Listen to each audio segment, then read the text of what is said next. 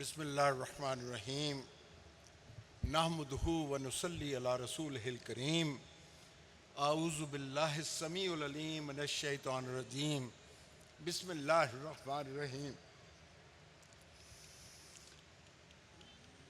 जानशीन मुर्शद सैयद अबुल आला मौदूदी रहमतुल्लाह ताला अलैह, हाफ़िज़ नईमुर रहमान साहब, डॉक्टर उसामा साहब, फ़ाज़ल अरकान प्रेसिडियम, मेरे बुज़ुर्गों, दोस्तों, भाइयों, बहनों, बेटियों, अस्सलाम वालेकुम व रहमतुल्लाहि व बरकातहू। थोड़ा सा इसको एडजस्ट कर देना, ये मुझे पानी में रख दिया। मैं मीनार पाकिस्तान के तहत ये जो इज्तिमा है 93 के बाद 93 के इज्तिमा अरकान में मैं शामिल था और उसके बाद फिर मैंने रखते सफ़र इस्लामाबाद की जानिब बांध लिया और इज्तिमात में गैर हाज़िरी की वजह से लियाकत बलोच साहब ने मुझे फरमाया कि आप चूँकि बाकायदगी से इज्तिमा अटेंड नहीं करते तो आप या तो वहाँ अटेंड कर लिया करें और या फिर आप रुख़्सत ले लें या फिर आप इस्तीफ़ा दे दें। तो मैंने कहा सर ये काम आप ही कर लें, मैं तो इस्तीफ़ा नहीं दे सकता, क्योंकि मुझे मियाँ तुफ़ैल मोहम्मद साहब ने 10 जून 1976 को डिस्ट्रिक्ट जेल साहिवाल में हल्फ़े रुकनीत दिया था और मेरी रुकनीत भी 5 साल दाढ़ी में अटकी रही। मुझे जमात ने कहा आप दाढ़ी रखें तो आपको हल्फ़े रुकनीत देंगे। मैंने कहा मुझे कुरान में या दस्तूर जमात में दाढ़ी दिखा दें तो मैं रख लूँगा, वरना मेरे अंदर से निकलेगी तो मैं रखूँगा। फिर 10 जून 76 डिस्ट्रिक्ट जेल साहिवाल में जमात ही की एक स्ट्रगल में मैं गिरफ़्तार हुआ और मुझे मियाँ तुफ़ैल मोहम्मद साहब रहमतुल्लाह ताला अलैह, जिनकी खिदमत करते हुए मुझे 82 का हज उनको मुआवनत करने की सादत हासिल हुई, उन्होंने मुझे हल्फ़े रुकनीत दिया। उसके बाद फिर 93 में यहाँ मोहतरम काजी हुसैन अहमद साहब रहमतुल्लाह ताला अलैह उनकी इमारत में जो है यहाँ इज्तिमा अरकान हुआ, उसमें मुझे अच्छी तरह याद है। और फिर ये आपको पता है कि ये जमीयत इस्लामी जमीयत तलबा और जमात इस्लामी एक इंसान को अपने रास्ते पे तो लगाती है लेकिन बहुत उसकी इस्लाह कर देती है। आपको नाज़्म मतबख भी बनाया जाता है, नाज़्म सेहत व सफाई भी बनाया जाता है, आप टॉयलेट्स भी साफ़ कराने की तरबियत हासिल कर लेते हैं और बहुत कुछ अल्लाह की रहमतें आपको हासिल हो जाती हैं। मैं आज हाज़िर हुआ हूँ एक आपको याद दहानी के लिए, ख़ास तौर पे डॉक्टर नईमुर रहमान साहब को और डॉक्टर उसामा साहब को। एक तो सैयद अबुल आला मौदूदी रहमतुल्लाह ताला अलैह की जो कंट्रीब्यूशन है दस्तूर पाकिस्तान के दिबाचे के तौर पे, जिसका जिक्र असद मंजूर भट्ट साहब ने फरमाया, प्रीएम्बल ऑफ द कॉन्स्टिट्यूशन, करारदाद मकासद वो कंट्रीब्यूशन है सैयद अबुल आला मौदूदी रहमतुल्लाह ताला अलैह की दस्तूर पाकिस्तान के लिए और 73 के कॉन्स्टिट्यूशन के अंदर उनकी शमूलियत इस कंसेंसस डॉक्यूमेंट के लिए डॉक्टर उसामा रज़ी साहब की बहुत सारे मुतालबात का जवाब है।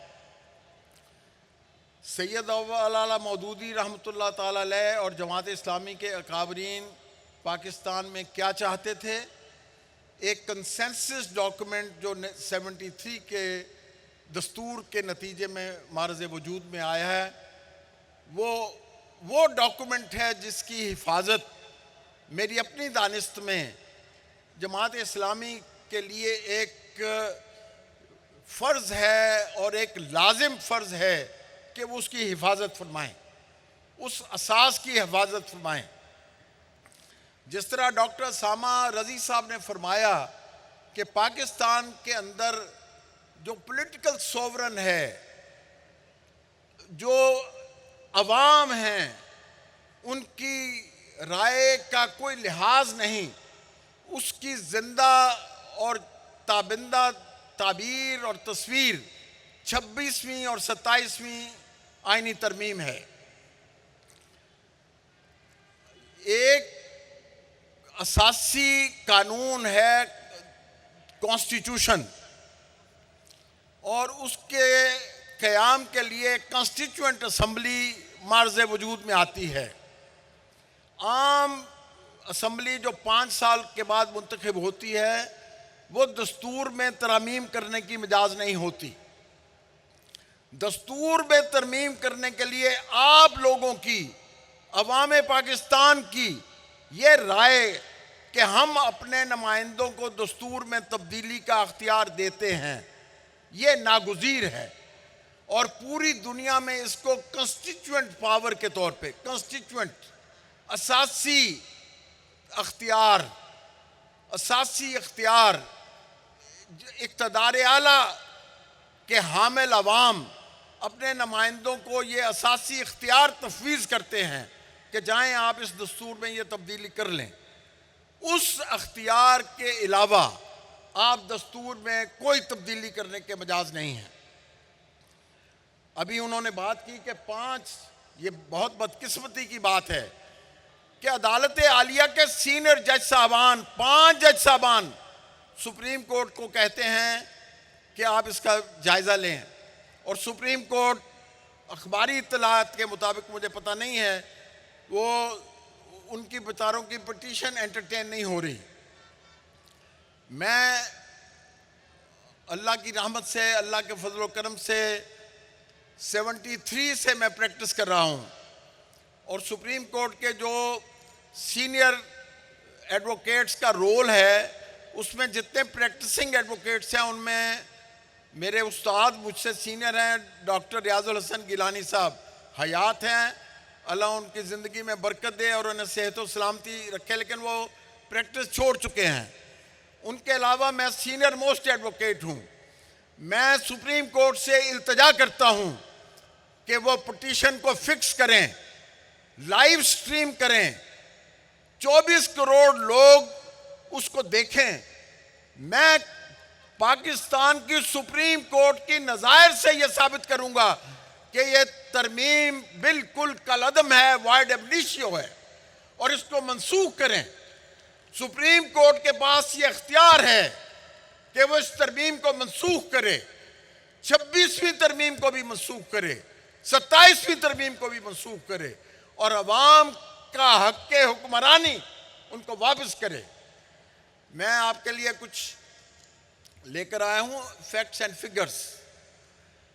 हमारे वज़ीर कानून ने जो 26वीं आईनी तरमीम नाफिज की, टेबल की सेनेट में, उसके साथ एक उन्होंने स्टेटमेंट ऑफ ऑब्जेक्ट्स लिखनी होती है, वो लिखी उन्होंने।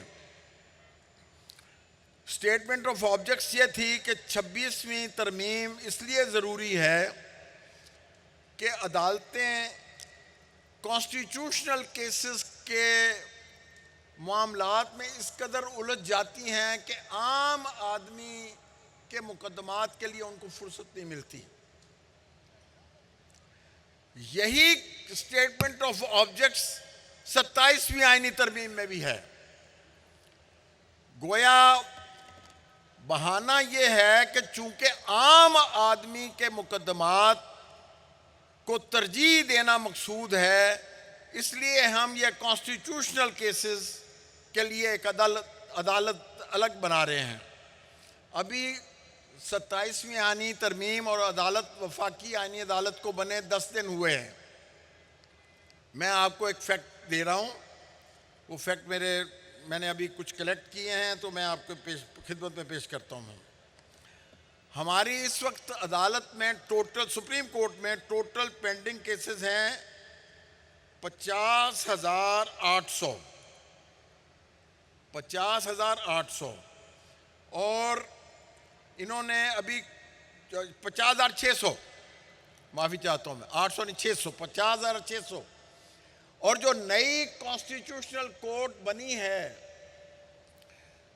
इनकी स्टेटमेंट ऑफ ऑब्जेक्ट्स के मुताबिक तो इनके पास वो मुकदमात होने चाहिए जो आईनी मामलात उठाकर आज कल या इनके वजूद के बाद आए। आज की तारीख में इनके पास 28,000 पेंडिंग जो सुप्रीम कोर्ट के अंदर आम लोगों के मुकदमात, आम लोगों की नजरसानी की दरखास्तें, 28,000 मुकदमात कॉन्स्टिट्यूशन कोर्ट को मुंतकिल हो चुके हैं। ये मेरे फाजिल दोस्त प्रेस के, डॉन के, न्यूज़ के, मोक्कर जरीदों के, ये मेरी बात, इसकी वेरिफिकेशन करें। 28,000 मुकदमे, all appeals rising out of writ petitions. हर मुकदमा जो रिट के नतीजे में फैसला हुआ उसको कॉन्स्टिट्यूशन कोर्ट में मुंतकिल कर दिया गया है। और वो मुकदमा सियासी जमातों का नहीं है, वो मुकदमा सदर के ख़िलाफ़ नहीं है, वो मुकदमा किसी प्राइम मिनिस्टर की डिस्क्वालिफिकेशन सीख नहीं कर रहा, वो मुकदमा किसी का कोई तहसीलदार के साथ, कोई डीसी के साथ, कोई कमिश्नर के साथ, कोई रेवेन्यू के साथ नज़रसानी के, जुडिशल रिव्यू के मुकदमात हैं। ये तो अगर आपने इसी काम के, तो आप फिर लोगों को कहें कि हमें जो अपने जजेस पे, जो हाई कोर्ट के जजेस हैं उनके ऊपर एतमाद नहीं है, इसलिए हम इनके ऊपर एक नई अदालत बना रहे हैं। हकीकत ये है कि एक मुतनाज़ा इंतखाब के नतीजे में मर्ज़ वजूद में आने वाली पार्लियामेंट, मेरी राय में, मेरी आजिज़ाना राय में, मेरी वो राय जो मैंने पाकिस्तान की तयशुदा सुप्रीम कोर्ट की नज़ायर को सामने रखकर कायम की है, इसके पास तो आम कानून साजी का अख्तियार भी नहीं है। दस्तूर में तरमीम तो बहुत बड़ी बात है। ए disputed, A questionable elections giving rise to a parliament cannot even make ordinary laws. They are amending the constitution. हाफिज नईमुर रहमान साहब सैयद अबुल आला मौदूदी रहमतुल्लाह ताला अलैह के सही जानशीन की हैसियत से डॉक्टर उसामा साहब को और अपनी टीम को लेकर इनको इस काम से रोकें, इनको इनके सामने मुजाहरा करें। अगर डॉक्टर उसामा साहब चाहते हैं वो मुआशरे का क़याम जिसमें अवाम की राय हो, तो वो मुआशरा दस्तूर पाकिस्तान आपके कायदीन के मुतफ़िक़ा दस्तावीज़ की हैसियत से वो डॉक्यूमेंट है कि अगर लोगों की ज़िंदगी उसके सांचे में ढाली जाएगी तो वो मुआशरा वजूद में आ जाएगा। अगर वो मुआशरा, अगर आपने दस्तूर को तहबाला किया तो इसका नतीजा होगा एनार्की, केओस, डिसऑर्डर, जो ये तकाजा करेगा कि मुसल्ला मुदाखलत आपके निज़ाम में कर दी जाए और दस्तूर का पासा पलट दिया जाए। उस सूरत को रोकने के लिए, उस सूरत को रोकने के लिए मुतफ़िक़ा आईन पाकिस्तान के तहफ़्फ़ुज़ और उसके मुताबिक तयशुदा जो असूल व ज़वाबित हैं उन पर अमल दरामद करवाने की कोशिश फरमाएँ। और मैं आपकी बिल्कुल ज़िम्मेदारी के साथ ये कह रहा हूँ, बदनीयती के सिवा इसके पसे पर्दा कोई और अमर कार फरमा नहीं है। ये दस्तूर, ये देखिए एक नया सेटअप बना दिया है, उसके लिए एक नई कोर्ट की ज़रूरत है। नए, अभी डॉक्टर इशरत हुसैन साहब आपके एक्सपेंसेस की बात कर रहे थे, हमारे पास पैसे नहीं हैं, हेल्थ के लिए पैसे नहीं हैं, एजुकेशन के लिए पैसे नहीं हैं। और अदालत का मामला ये है कि जिस वक्त मैं सुप्रीम कोर्ट बार की सदारत कर रहा था, हमने एक सर्वे करवाया, रिसर्च करवाई कि हुकूमत अदालत उज़्मा या अदालत आलिया पे कितने पैसे खर्च करती है। पता चला कि जितने पैसे स्टैम्प पेपर्स में और एक्सपेंसेस में इकट्ठे होते हैं उससे भी कम खर्च करती है निज़ाम अदल पे। निज़ाम अदल कभी भी प्रायोरिटी नहीं रहा हुकूमत की। हुकूमत की प्रायोरिटी निज़ाम अदल नहीं, निज़ाम जुल्म हुकूमत की प्रायोरिटी है। इसलिए मैं अपने कायदीन से, जमात के कायदीन से, जमात इस्लामी के उन कायदीन से जो मौलाना सैयद अबुल आला मौदूदी रहमतुल्लाह ताला अलैह और कायदीन और बानियान जमात के पैरोकार हैं, उनसे मैं ये इल्तिजा करूँगा, उनसे मैं ये मुतालबा करूँगा, इसको एक मिशन के तौर पे लेकर आप खुदा के वास्ते इस जुल्म को रोकें। पाकिस्तान के गरीब अवाम के साथ जो, जिस तरह डॉक्टर साहब ने कहा, आधी से ज़्यादा आबादी हमारी खत गुर्बत से नीचे है। आप क्या करना चाहते हैं? कहाँ धकेलना चाहते हैं लोगों को?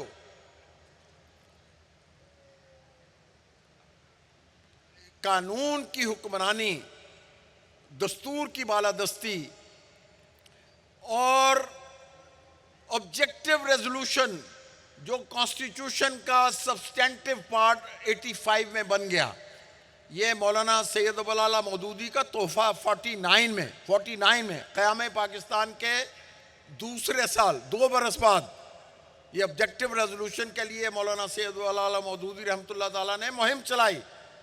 ऑब्जेक्टिव रेजोल्यूशन मार्ज़ वजूद में आया और 85 में ये दस्तूर का एनफोर्सेबल हिस्सा बन गया।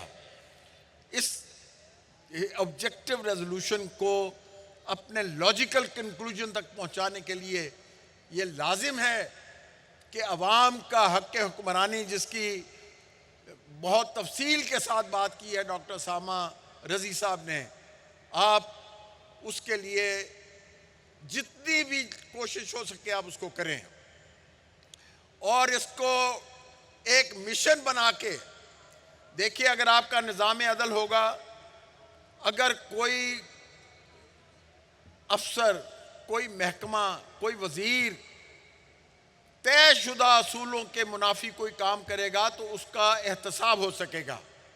निज़ाम एहतसाब के बाद बग़ैर कोई हुकूमत नहीं।